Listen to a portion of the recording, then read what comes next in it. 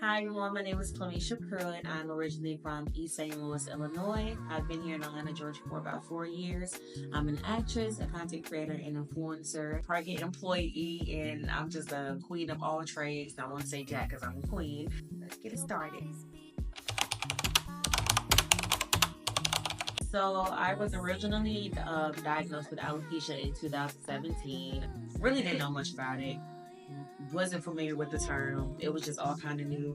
I guess here where I'm from, nobody ever really paid attention to the terminology of alopecia. We just said losing your hair for whatever reason, in which there are many reasons why you can lose your hair. But I will say maybe a year and a half after I started losing my hair is when I first went to a dermatologist and they told me the actual name for it, the right term of what it's called, and they told me that I had alopecia areata. Still wasn't familiar with alopecia, still was doing whatever I was doing with my hair. In my early 20s, I'm not paying no attention to whatever the dermatologist is saying. Cause I'm like, okay, well, it's not that bad. My hair grow back. No, it started going until it went.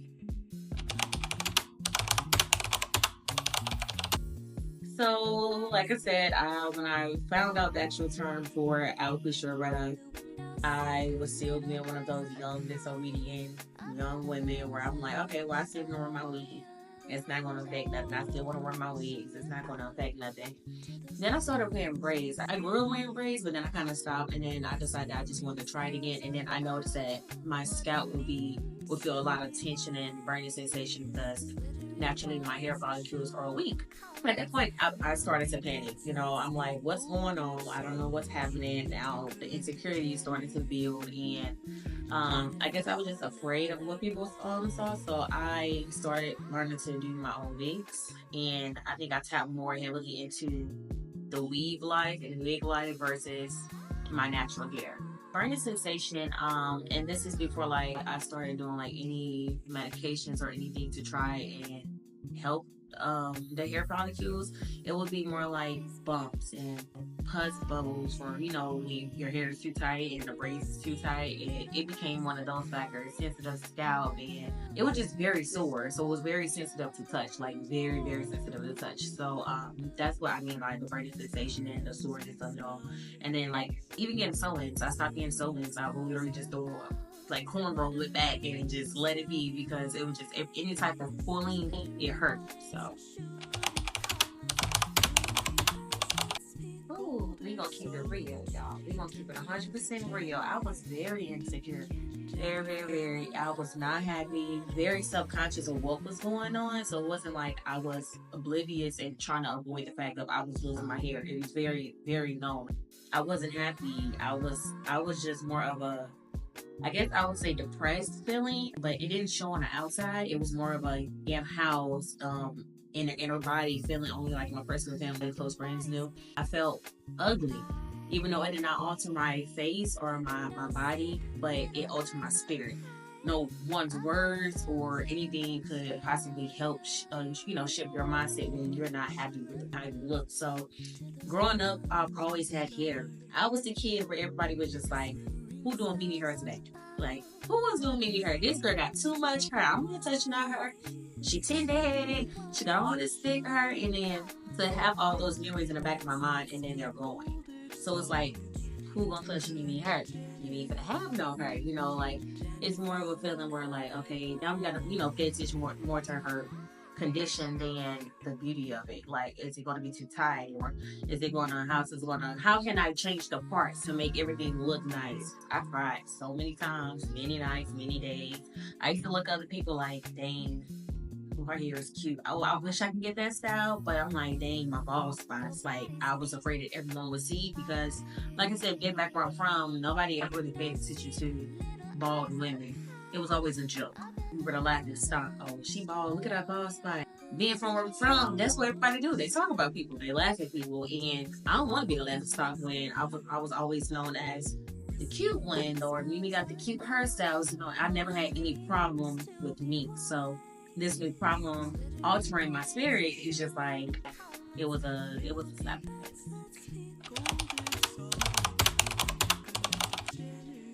God, faith. Like, I completely had to lean on him. And it wasn't about my family. It wasn't about my friends or none of that. I literally had to talk to him. I literally had to go through a breakdown. Like I had a mental breakdown, honestly, because I was just like, why do you feel as if he made a mistake? You know, and it was more of a doubt towards him. Like he makes no mistakes. So like you got to look at the bigger picture. What is he doing to you that can help you help others? Because I'm always a person that's helping someone. So I'm like, okay, when he's shifting your appearance, he's shifting your appearance and he's shifting your spirit. Meaning that he's got something super major planned for you, and God knows what's gonna happen because He the only one that knows what's gonna happen. It's not up for me to know what this next step in my life is. It was many times where I had a mental breakdown. I just want to cut it, but I wasn't ready. I wasn't ready. Like my mental mindset, I wanted to cut it from the standpoint of I'm sick of it. I'm sick of looking at myself. I'm disgusted versus I'm ready. There's a major difference. I had many of those moments where I'm just like, I'm sick of it. I'm ready to get it gone. But I wasn't mentally ready for that because then what was going to happen to me when it was gone? I was going to go into hiding. I was going to wig it out every day. I was going to be, I wasn't going to be the confident woman like you said, thank you, that I, sitting here today. I think I went natural immediately in 2018. I started transition to go natural, stopping relaxes and everything. And my first blossom, I did have a moment where it reversed. I think my body was just trying to fight it at that point. So my hair was growing back. The transition of my curls, they became beautiful. Then I became a natural girl. And I was all about the curls, the coils, and all that good stuff. And then my crown started to thin. And I said, uh-oh. And then by the time I moved here in 2020, and I actually took it serious, and I started seeing a dermatologist here. It backfired. People always say, go get the shots or go get the supplements, but everything shouldn't be adding in your body. Some things are not meant to go into your body, and I'm a testimony for it. I went and got shots, and I had cradle dents all over my entire head. That didn't do anything, but just really for the icing on the cake for me. And then I decided, I'm like, okay, well, it's going fast. So then I seen a trichologist here. I started taking her supplements, and I was taking about 6 pills a day. I was doing hair masks twice a week and shampooing and conditioning 2 to 3 times a week. And it didn't do anything for me besides spend thousands of dollars, and that's just personally on my own personal experience. It may have helped someone else, but me, it did not. And that was even another slap in the face. So now I'm like, okay, my journey with God. He said, listen to me, girl. Stop trying to do all this stuff to fix the problem when you're the problem. My head and my body is not the problem. I'm the problem. My mindset, my spirit is the problem because I keep trying to fix something that he's telling me to stay away from. After all of that happened, I told my mom, I said, hey, look, because my mom moved here with me probably about 6-7 months after I moved here. Shout out to my mom. Oh, I said I wanted to come in here. At that point, I just wanted to try something new because I'm like, eventually it's going to go. So let me do what I've always wanted to do with my real hair. I said, okay, I want to go do a pixie cut. But it wasn't like the straight, the straight hair pixie cut. It was just a short curly fro. Because like I said, my crown started to thin out. Very thick in the middle, but very thin on the radius. I'm like, okay, this looking like I ain't got my hair cut in ages. So cut it down. Cutest, short, curly little fro. It was so cute. Then it kept thin. It kept spreading. It started in the center of my head and it moved up. I said, all right, I'm cool. I can cover the middle. But when it touched my edges, it's a wrap. You can just start seeing all the spots in my head. And I said, okay, next step. I want to perm it, pixie cut it. I ain't had a relax in about 7 years. So I'm like, well, it's going. So let's do what we want to do. Let's go out with a bang. I will say her name because this is my girl. This is my girl, Kelly J. She's also the owner of 404 Coffee. She's a professional certified hairstylist out here for Union for actors. Tyler Perry's video set. I met the amazing Kelly J at a content creators event last year. We did at her coffee shop and she stayed around. She stuck around and she engaged with us. And then I was just like, okay. Whoa, you also do hair. So I'm me because I'm a person. When I meet somebody, I'm searching all their socials. I want to know everything you do. I reached out to her. I was like, hey, I have alopecia. I want to go ahead and try to do something different before I shave my head. And Kelly had been doing my pixie cuts since last November up until I shaved my head, which I shaved my head June 30th. So she was doing my pixie cuts up until then. I'm talking about, you could have told me nothing with that pixie, but my hair did not want to stay. So eventually I ended up deciding that, hey, it's time to cut it off. And I cried, but it was a good cry because I felt now that God pregnant. Like I was ready. Like I said earlier, it's a difference between I was sick of it versus I'm ready. Went to sleep about 2 weeks before June 30th when I shaved my head. And I said, Mom, I want to cut it off. Mom said, you sure you want to cut it off? Mom, I want to cut it off. I don't want to fight it. I want to cut it off. And June 30th, I had my going away hair braid. So everything was in-house because I wanted to do in the comfort of my home with my family and my friends. Of course, Blue is Alopecia Areata this month, which is the month of September, which is also my birthday month. So I said, okay, we're gonna blow it out. Everybody showed up in blue. All my decorations were blue, and everyone was around. All my friends that are content creators, they all had their cameras and everything out. We had the music going. We had the drinks going. We had the little snacks, and my mama made some real good buffalo dip. And it was just fun. Tears were shed, but it wasn't about like my journey. It was more so of my mom preaching to the choir, as in the youth, the young. We're the choir. My hair loss really started in 2017 because my brother had went to jail and he did federal time. If anybody knows me and my brother, we are tight. So stress is a big factor in hair loss. I'm like, you can lose your hair from stress? Absolutely. I'm attesting of that. It was steady for the first couple of years. I guess because naturally my diet wasn't the best. Not saying that I was out here eating everything under the sun. It just wasn't the best, and that's a real thing as well.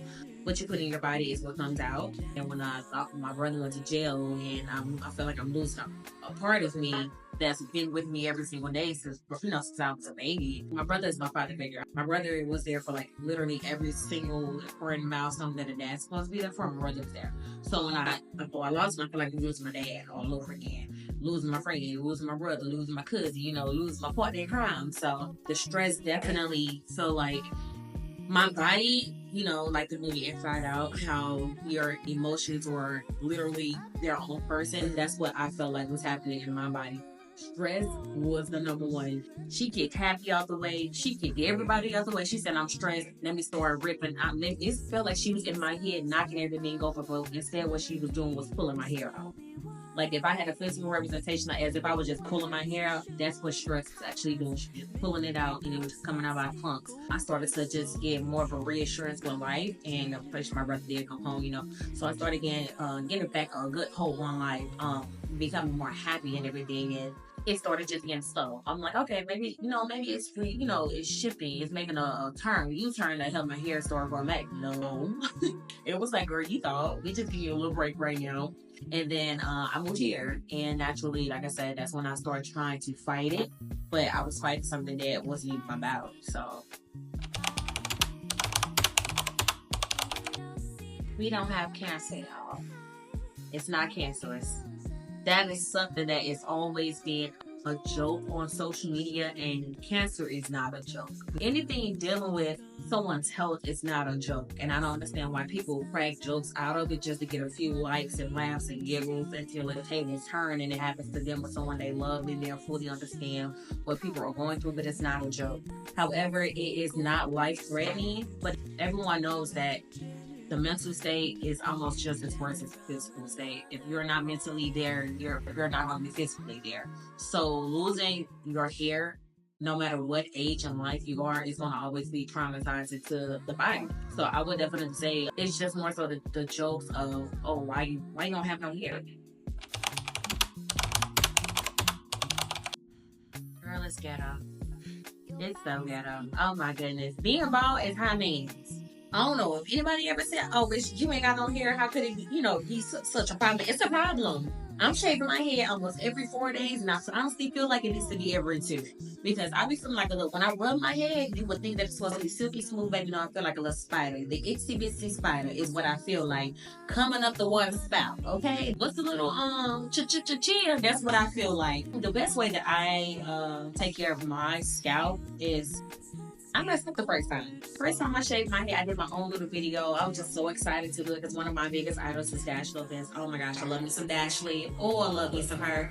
She was one of the main people that helped me through this journey of being a bald girl. When I first shaved my head, I was just still very like, the stairs. Oh my gosh, everybody's staring at me as if I was the only bald woman in the world.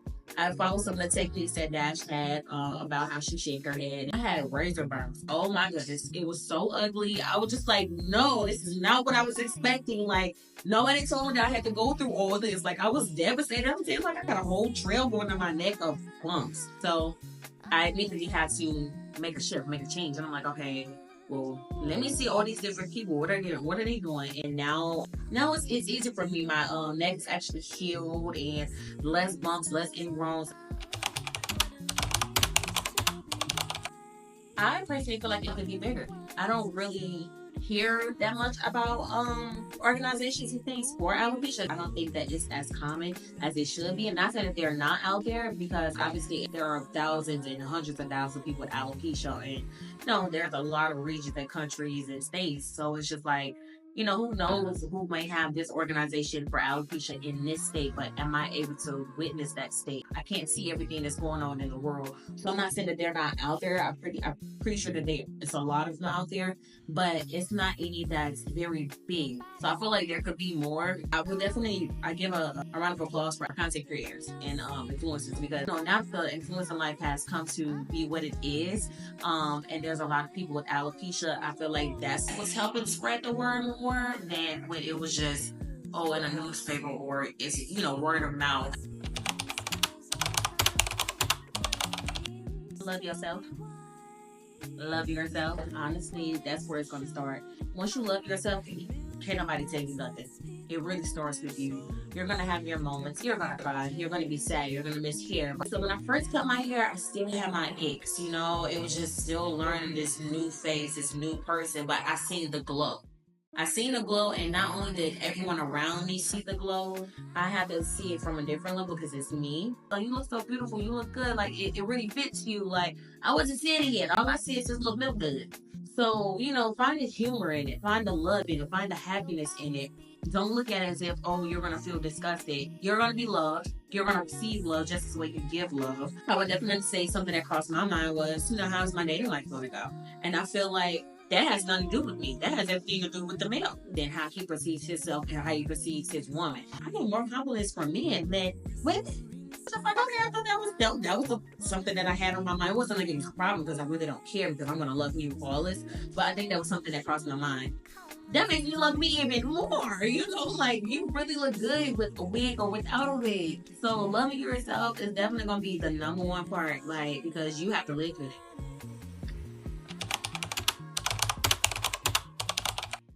My oldest brother is actually my half brother, so he supports it. He supports it. Desmond, which is in this case the youngest boy, supports it. Make sure he called.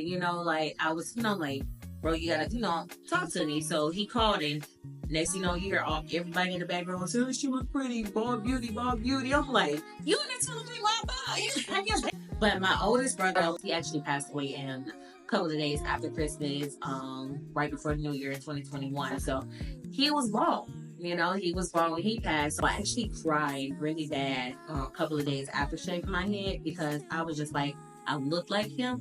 Am I looking at my brother? Like, it felt like an out-of-body experience, as if he was standing over my shoulder saying, you're going to be beautiful no matter what. He always called me his beautiful baby girl. And I just felt like I'm going to be all right. I feel like he would have been very supportive of this situation, and he will always like reassure me that I'm that girl. The men in your life and your family are going to be the first ones to reassure you that you are beautiful before a spouse. Coming from that, it means a lot. So it's like I put myself in a space of, if he was here, what he would say, and it really wants me. So yeah.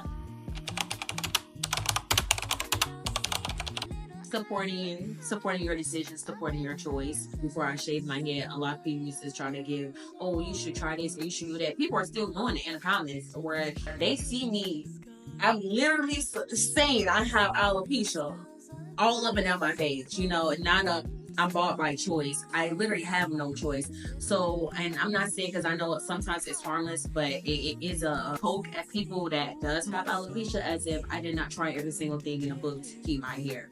I would definitely say that is something that family and friends need to keep in mind when it comes down to dealing with someone that is dealing with hair loss.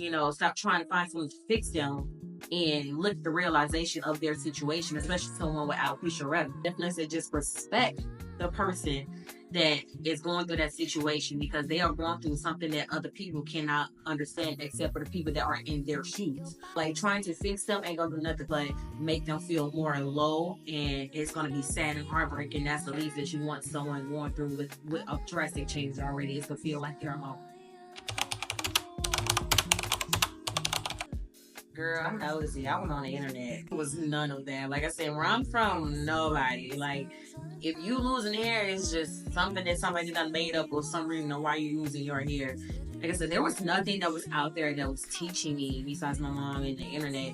And then when I went to the trichologist and the dermatologist, I really feel like, and anybody that wants to deal with hair needs to know about alopecia, needs to teach alopecia. Anyone who has children that want to keep doing stuff in their head needs to teach them alopecia. I feel like there need to be TV shows, educational, with more bald women about alopecia, because I am an actress. So I feel like, with me personally, I'm filming my first TV show this upcoming week, and it's my first debut. It's my first debut as a bald beauty. And I was like, I could have put a wig on for this reason, because in all my other films and everything, I have a wig on. But that's not who I am anymore. Me being a bald woman now is my new.